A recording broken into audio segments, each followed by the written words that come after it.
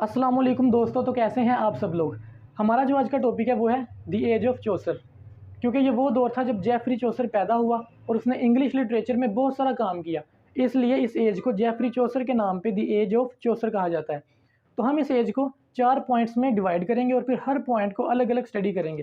तो सबसे पहले हम देखेंगे इंट्रोडक्शन, दूसरे नंबर पे चौसर्स लिटरेरी कैरियर, तीसरे नंबर पे करेक्टरिस्टिक्स ऑफ चौसर्स पोइट्री और चौथे नंबर पे other poets of Chaucer's as.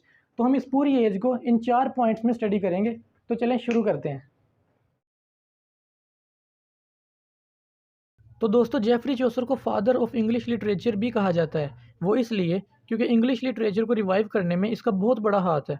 वो इंग्लिश लिटरेचर जो एंग्लो नॉर्मन में तकरीबन ख़त्म होकर रह गया था, उसको रिवाइव करने में सबसे ज़्यादा कंट्रीब्यूट जेफरी चौसर ने ही किया। जेफरी चौसर इंग्लैंड के शहर लंदन में 1340 में पैदा हुआ। इसके वालिद एक ताजिर थे। ये 17 साल का था जब इसने रॉयल कोर्ट यानी शाही दरबार में काम करना शुरू कर दिया और 1359 में ये इंग्लिश आर्मी के साथ फ्रांस गया, जहां इसे कैद कर लिया गया, लेकिन फिर बाद में रिहा कर दिया गया और वापस इंग्लैंड भेज दिया गया।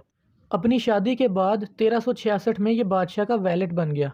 दोस्तों, वैलेट उस आदमी को कहते हैं जो किसी ख़ास आदमी की देखभाल के लिए तैनात किया गया हो। ये बादशाह का वैलेट था, यानी इसका काम ये था कि ये बादशाह के कपड़ों को मैनेज करता और उसकी अपीयरेंस का जिम्मेदार होता।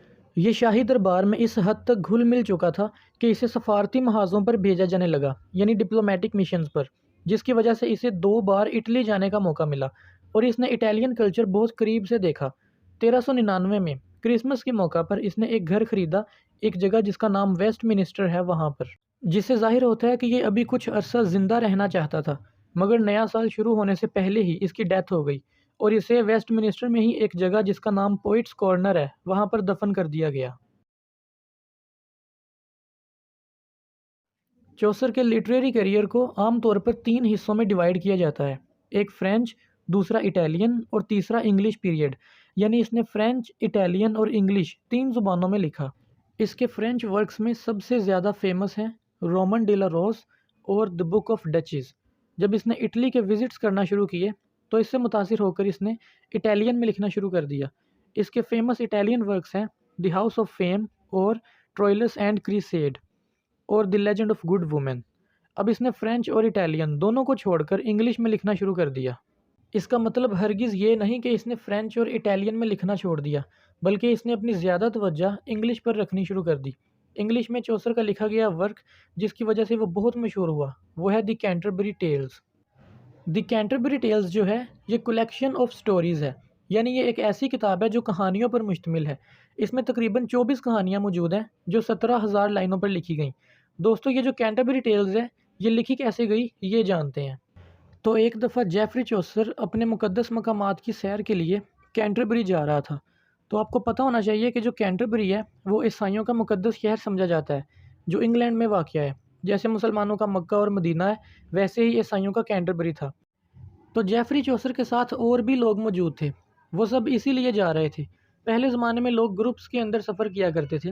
उसका एक तो फ़ायदा ये होता कि सफ़र आसान हो जाता और दूसरा सफ़र के दौरान जो ख़तरात होते हैं उनसे भी बचना आसान होता।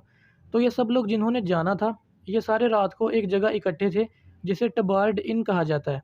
दोस्तों, इन का मतलब होता है सराय, यानी वो जगह जहाँ सफ़र के दौरान आप रात गुजारते हो, खाना खाते हो और इसकी कीमत अदा करके सुबह वहाँ से चले जाते हो। तो ये लोग जब रात को बैठे खा पी रहे थे तो उस इन का मालिक, जिसका नाम हैरी बेली था, वो इनके पास आया और एक पेशकश की। उसने कहा कि कैंटरबरी जाते हुए हर बंदा 2 कहानियाँ सुनाएगा और 2 ही कहानियाँ वापस आते हुए भी सुनाएगा, यानी हर बंदा टोटल 4 कहानियाँ सुनाएगा और जिसकी कहानियाँ सबसे अच्छी हुई उसे वापसी पर हैरी बेली की तरफ से शानदार दावत दी जाएगी। तो ये कैंटरबरी टेल्स वही कहानियों पर मुश्तमिल है जो ये जाते हुए और वापस आते हुए एक दूसरे को सुनाते हैं। क्योंकि ये लोग एक दूसरे को टेल्स सुना रहे थे कैंटरबरी जाते हुए, इसलिए इस वर्क का नाम कैंटरबरी टेल्स है। टेल्स कहते हैं कहानियों को। दोस्तों, जो कैंटरबरी टेल्स है वो इनकम्प्लीट है, यानी चौसर ने अभी इसे पूरा नहीं लिखा था कि उसकी डेथ हो गई। चौसर ने यह लिखना शुरू की थी 1387 में और तकरीबन 1400 में चौसर की डेथ हो गई, इसलिए कैंटरबरी टेल्स इनकम्प्लीट ही रह गई। दोस्तों, चौसर आम लोगों के पढ़ने के लिए नहीं लिखता था। उसके लिखने का मकसद सिर्फ शाही दरबार तक ही महदूद था। आम लोगों के लिए वो इसलिए भी नहीं लिखता था क्योंकि उन दिनों में आम लोगों को पढ़ने लिखने की इजाज़त ही नहीं होती थी। इसलिए तो इन एजेस को डार्क एजेस कहा जाता है। डार्क एजेस के ऊपर हम इंशाल्लाह एक पूरी वीडियो बनाएंगे। चौसर ही वो आदमी था जिसने इंग्लिश लिटरेचर में बहुत सारी नई चीज़ें इंट्रोड्यूस करवाईं, जैसा कि आयैम्बिक पेंटामीटर और एंड राइम। ये दोनों पोइटिक डिवाइसेस पहले इटालियन पोइट्री में पाई जाती थीं। चौसर ने इन्हें पहली बार इंग्लिश पोइट्री में यूज़ किया। अब आयैम्बिक पेंटामीटर होता क्या है?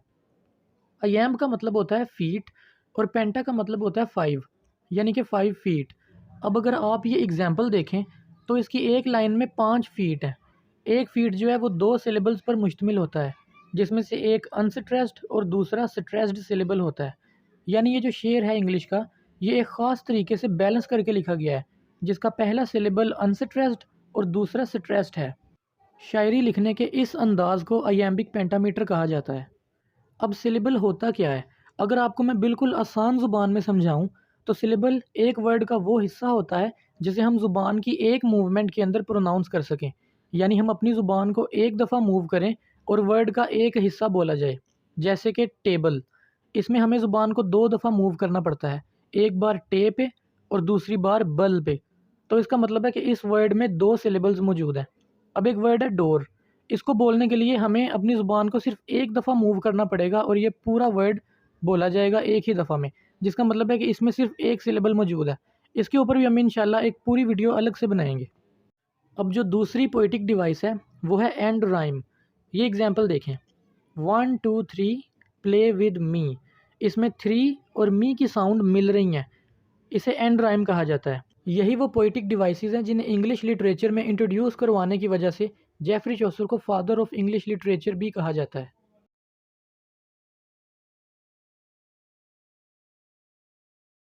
दोस्तों, एज ऑफ चौसर में चौसर के अलावा और भी पोइट्स मौजूद थे, जिनमें जॉन गोवर, वैट टाइलर, विलियम लैंगलैंड और जॉन बाबर शामिल हैं।